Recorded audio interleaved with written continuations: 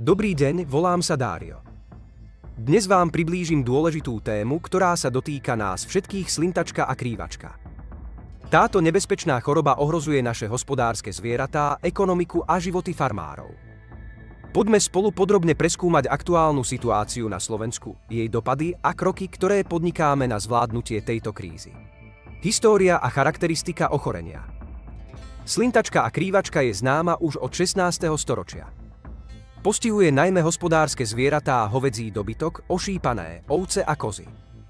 Vírus sa šíri priamym kontaktom, vzduchom alebo kontaminovanými predmetmi. Jeho extrémne vysoká nákazlivosť spôsobuje, že každý nový výskyt ochorenia vyžaduje okamžitú pozornosť. Súčasná situácia na Slovensku.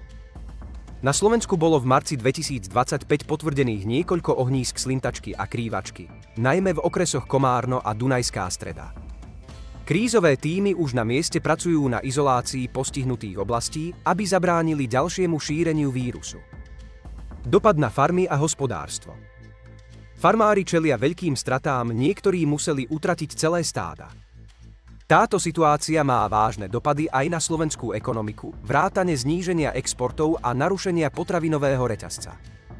Opatrenia a spolupráca. Spolupráca s Českou republikou a ďalšími medzinárodnými partnermi nám pomáha zvládnuť túto situáciu. Mobilné jednotky, očkovanie a prísna biologická ochrana sú základnými krokmi, ktoré nás posúvajú k vyriešeniu krízy. Ďakujem, že ste si pozreli toto video o aktuálnej situácii na Slovensku. Slintačka a krývačka predstavujú výzvu pre naše farmy a hospodárstvo, ale dôležité je, aby sme naďalej postupovali rozvážne a efektívne. Verím, že tieto informácie vám pomohli lepšie porozumieť téme. Dovidenia.